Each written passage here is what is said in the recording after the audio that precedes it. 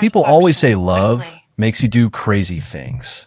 I used to think that was just something people said to excuse bad decisions. I don't think that anymore. I know exactly what love made me do. It made me lie on an operating table at 34 years old, voluntarily, and let a surgeon cut into my body to remove a healthy organ so that my wife could live. I signed the forms. I passed the psychological evaluation. I looked the transplant coordinator in the eye and said, yes, I understand the risks. Yes, I want to proceed. Yes, this is my choice. And every single answer was the truth. I love my wife. I would have done anything for her. I'd do anything for her. And then, while I was still healing from the surgery that saved her life, I found out she was in love with the man who performed it. I want you to understand something before I tell you this story. I'm not a dramatic person. I don't yell. I don't make scenes. I grew up in a quiet house in Ohio with a father who believed that a man's composure was his most valuable possession. And somewhere along the way, I absorbed that completely. When things go wrong in my life, I go still. I get quiet. I start thinking. That's not a personality trait I chose. It's just how I'm wired. And it is the reason that when my world fell apart in that hospital room, I didn't cry, didn't rage, didn't confront anyone. I just started paying very close attention. And paying close attention turned out to be the most powerful thing I could have done. Her name was Natalie. We met in our late 20s at a mutual friend's birthday dinner, seated across from each other by accident, and we talked for 4 hours while the rest of the table faded into noise. She was a high school English teacher. She had a laugh that started quiet and then completely took over her whole face. She had opinions about everything: books, local politics, which grocery store had the best produce, and she stated them like facts, not arguments, which I found both infuriating and completely magnetic. We dated for 2 years. We got married in September on a rented farm outside Columbus with 37 guests and a cake that was too sweet and string lights that kept flickering. It was the best day of my life. For 5 years, the marriage was good. Not perfect, no marriage is, but genuinely good. We owned a 3-bedroom house in a suburb called Westerville. I worked in supply chain logistics for a mid-sized manufacturing company. She taught 11th grade English and spent her summers reading and complaining about the heat. We had a dog named Chester. We argued about whose turn it was to do the dishes and whose family we'd spend which holidays with, and whether we should refinance the mortgage. Normal life. Real life. The kind of life that doesn't feel like enough until it's gone. The diagnosis came when Natalie was 36. Focal segmental glomerulosclerosis, a condition where the kidney's filtering units scar over time until the organ stops functioning. Her nephrologist explained it calmly, the way doctors deliver devastating information when they've delivered it many times before. Both kidneys were affected. Dialysis was buying time. The real solution was a transplant. The real solution was a donor. Her parents were too old and medically ineligible. Her brother was a match, but had a condition of his own that ruled him out. Extended family came forward, 2 cousins and an aunt, and none of them cleared the compatibility screening. Natalie went on the national transplant waiting list, and we were told the average wait was 3 to 5 years. I watched my wife go to dialysis 3 times a week. I watched her come home exhausted in a way that sleep couldn't fix. I watched her get thinner and quieter and more careful with her energy, like she was rationing it. And I made a decision. I got tested. I didn't tell Natalie I was doing it because I didn't want to give her hope I couldn't deliver. I went to the transplant center alone on a Tuesday morning and submitted to the blood work and tissue typing and compatibility panels. I told the coordinator to contact me directly with results. 2 weeks later, she called my cell phone while I was in the parking lot of my office. She said the words I had been hoping for. I was a match, not a partial match, a strong match. She said it was actually quite remarkable given that Natalie and I weren't blood relatives. I sat in my car for 20 minutes before I went back inside. When I told Natalie that evening, she cried for a long time. Not the grateful, overwhelmed kind of crying you see in movies. Real crying, the kind that has fear in it alongside the relief because she understood immediately what I was agreeing to. She said she couldn't ask me to do this. I told her she wasn't asking. She said she was scared something would happen to me. I told her I was scared of something happening to her. We went back and forth like that for a while, and eventually she stopped arguing and just held on to me in the kitchen for a long time without saying anything. I remember thinking that this was what marriage actually was, not the wedding. The preoperative process took several months. Psychological evaluations, medical clearances, consultations, scheduling. It was during this period that I first met Dr. Marcus Hale. He was the lead surgeon on Natalie's transplant team. Mid-40s tall, the kind of steady confidence that is either very reassuring or very arrogant depending on your mood. He explained the surgical plan clearly, answered every question I had, and made me feel that Natalie's life was in capable hands. I appreciated him. I shook his hand at the end of that first consultation and felt genuine relief that he was the one doing this. The surgery happened on a Thursday in March. Natalie and I went in together that morning, side by side in the pre-op area with curtains between the beds, holding hands across the gap until the nurses came to wheel us in separate directions. The last thing she said to me was that she loved me. I told her I'd see her on the other side, and I went to sleep on a table, and they took a kidney out of my body. My recovery was uncomfortable but uncomplicated. Laparoscopic surgery meant smaller incisions, but there is no gentle way to remove an organ from a living person, and the first week was hard. I was in the hospital for 3 days, then home in bed, managing pain, moving slowly, sleeping a lot. Natalie's surgery had gone well. Her body was accepting the kidney. Her numbers were improving faster than projected. Dr. Hale described her progress as exceptional. Everyone around me was using words like miracle and blessing, and I accepted all of them because that's what it felt like. It was during the second week of my recovery that things started to feel slightly off. Small things at first. Natalie would come home from her follow-up appointments at the transplant clinic seeming lighter than she left. Almost energized, which I told myself made sense given how much better she was feeling physically. But there was a specific quality to her mood when she came back from those appointments. A brightness that faded when she looked at me lying in bed, as if she'd been somewhere that made her feel a certain way and coming home interrupted it. I noticed she had started wearing a little more effort to those appointments. Not dramatically. Natalie wasn't a vain person, but her hair was done differently. She put on a nicer top. I told myself she was feeling better about herself as her health improved, which was also completely logical. I'm a logical person. I kept finding logical explanations. The thing that broke through my logic was a sound. I was in bed one afternoon, drifting between sleep and wakefulness the way you do when you're on pain medication, and Natalie was in the kitchen on the phone. The walls in our house are not thick. I couldn't hear words, just tone.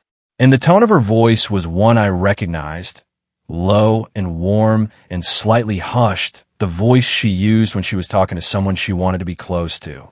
It was the voice she used with me in the early years of our relationship. It was not the voice she used to talk to her mother or her colleagues or her friends.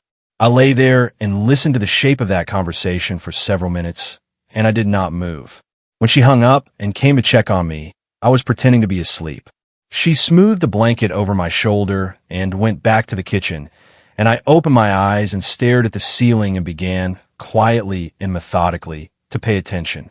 Over the following 2 weeks, I learned what I needed to know. I didn't go through her phone dramatically. I didn't hire anyone or set traps. I simply observed because I had nothing to do but lie still and think, and I'm very good at thinking. I noticed the frequency of her clinic visits increased beyond what her medical schedule required. I noticed that when I asked about her appointments, she gave me information that was accurate but incomplete. She'd mention her lab results, her medication adjustments, nothing else.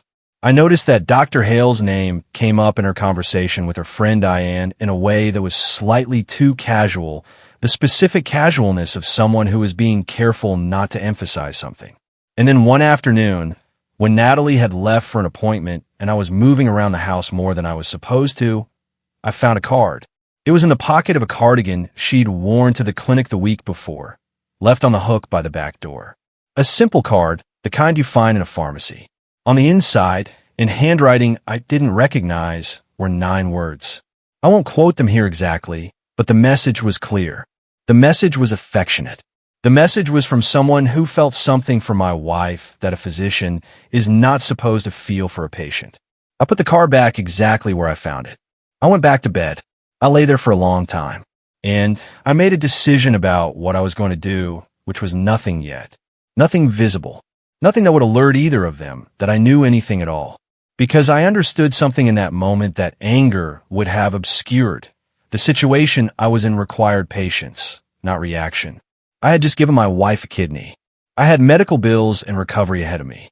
I had a mortgage and a life and a future that needed to be restructured carefully, not detonated.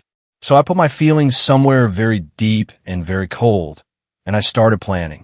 The next several months were the strangest of my life. I finished recovering. I went back to work. I resumed something that looked exactly like a normal marriage from the outside. I was attentive to Natalie, not coldly, not with obvious distance. I simply continued to be a reasonable husband because I needed her to feel that nothing had changed. She, for her part, was attentive back in the slightly guilty way of someone who is managing a secret. She cooked more. She asked about my day with more focus than usual. She suggested we take a weekend trip. We did take it. We went to a lake house in Michigan for 3 days, and she was warm and present, and I watched her and felt something I can only describe as a kind of sad clarity, the feeling of seeing something exactly as it is when you no longer have any investment in it being different. I had already spoken to a lawyer by then, quietly, a woman named Patricia who worked out of an office in Dublin, Ohio, whose name I found through a friend of a friend. I told her the situation in full. She told me what I needed to document and how, and what Ohio law said about the dissolution of a marriage in circumstances like mine, and what I was and wasn't entitled to. I left that meeting with a list of things to do and a timeline for doing them, and I began working through the list. What most people don't understand about silent exits is that they require more discipline than confrontations. A confrontation gives you the release of expression. You say the thing, you feel the thing, the other person reacts. A silent exit requires you to carry the full weight of what you know every single day while behaving as if you're carrying nothing. It requires you to sit across from someone at the dinner table and ask about their day. It requires you to say goodnight. It requires a level of self-containment that I think most people don't have and that I had, and that I am not entirely proud of having because it speaks to a certain capacity for detachment that I don't think is entirely healthy. But it was the right strategy for my situation, and I executed it. By September, 6 months after the surgery, I had done everything Patricia had instructed. I had documented the relevant financial information. I had quietly opened a separate bank account and begun directing a portion of my income there, within the legal parameters she outlined. I had taken photographs of the card I found, which I had replaced, and then found again weeks later in a different location, confirming Natalie was keeping it. I had a record of communication patterns and timeline inconsistencies that Patricia said was more than sufficient. I had also, carefully and without drama, begun to untangle my life for Natalie's in ways that were invisible from the surface. Changing beneficiaries on certain accounts, consulting with HR about insurance implications, understanding the exact financial mechanics of what came next. I filed in October. I did not warn Natalie. I did not have a conversation first. I did not give her the opportunity to manage the narrative or appeal to my emotions or invoke the kidney, which I was fully aware she might do, because people in desperate situations use whatever is available to them. I filed, and the papers were served on a Tuesday morning while I was at work by a process server who came to the house at 10 a.m. when Natalie was home. She called me 11 times that day. I let every call go to voicemail. I texted her once in the evening and said, I know about Marcus. I know everything. My lawyer's name is Patricia. Have her lawyer contact her. That was the entirety of what I said to her directly for the next 4 months. The divorce was not clean, but it was faster than most. Ohio requires no specific grounds for dissolution. Irreconcilable differences is sufficient. And while Natalie's lawyer attempted several times to introduce the kidney donation as a factor in financial settlement discussions, Patricia had anticipated this and handled it precisely. The kidney was a gift. It was documented as a gift. It was given freely and without condition as the psychological evaluation I had passed confirmed. It could not be leveraged retroactively. Natalie's attorney pushed. Patricia didn't move. We settled in February. I got the house. She got her car, her retirement account, and a small settlement that Patricia had agreed to as a reasonable concession to accelerate the timeline. I got Chester. I was not expecting to feel as much as I did about getting Chester, but I did. He was sitting by the front door when I came home the evening the settlement was finalized, and I sat down on the floor next to him for a while, which is not something I would normally do, and he let me, which is the particular grace of dogs. Natalie and Dr. Marcus Hale were engaged by the following spring. I learned this the way most people learn things about their ex-spouses, through the quiet information network of mutual acquaintances. Someone texted me a screenshot of her Instagram announcement without comment, which I appreciated. I looked at the photo for perhaps 30 seconds. She looked healthy. She looked happy. The kidney I gave her was functioning inside her body while she posed for that photograph. And I am aware of how that sentence sounds, and I want to be honest. It made me feel something. It wasn't rage. It was closer to irony. The specific irony of having given someone the thing that allowed them to fully become who they were going to be without you. I did not comment. I did not reach out. I did not do anything with whatever I felt except file it somewhere and move forward. Here is what moving forward looked like. Practically, I stayed in the house for the first year after the divorce and then sold it because a 3-bedroom house in Westerville is too large for one person and one medium-sized dog, and I didn't need the reminder. I bought a smaller place, a 2-bedroom condo closer to Columbus proper, near a park where I could walk Chester in the mornings. I took on a larger role at work, which I had the bandwidth to do now that my evenings and weekends were entirely my own. I started running, which I hadn't done seriously since college. I was not trying to reinvent myself in the dramatic sense. I was simply filling time that had been freed up and discovering that I liked the person I was becoming in that space. I want to address something that people always ask when they hear a story like this, which is, do you regret donating the kidney? And the honest answer is no, and I want to explain why that's not as complicated as it sounds. The donation was not conditional on the marriage surviving. I did not give her an organ as an investment in our future together. I gave it because she needed it to live and I was able to provide it. Those two facts exist independently of everything that happened afterward. She is alive. The kidney works. Those things are true regardless of what she did with the life she was given. And I have decided that my participation in keeping her alive is something I own, separate from her choices. It belongs to me, not to the story of the marriage. I gave something extraordinary, and that does not diminish because she was unworthy of it. If anything, it says more about me than it does about her. What I do feel, and this took time to locate clearly, is a specific kind of grief for the person I thought she was. The woman I married, the woman I believed I was saving, was not the complete picture. There's a version of Natalie that existed alongside the woman I loved, and that version was capable of conducting an intimate relationship with another man while I was recovering in a hospital bed from surgery performed to save her life. I don't think she is a monster. I think she is a person who made choices that revealed her character, and her character was not what I believed it to be. Grieving a person who is still alive, grieving the version of them you love that turned out not to exist, that is a specific and underrated kind of loss, and it takes longer than people expect. I am 38 now. Almost 2 years removed from the morning I filed those papers.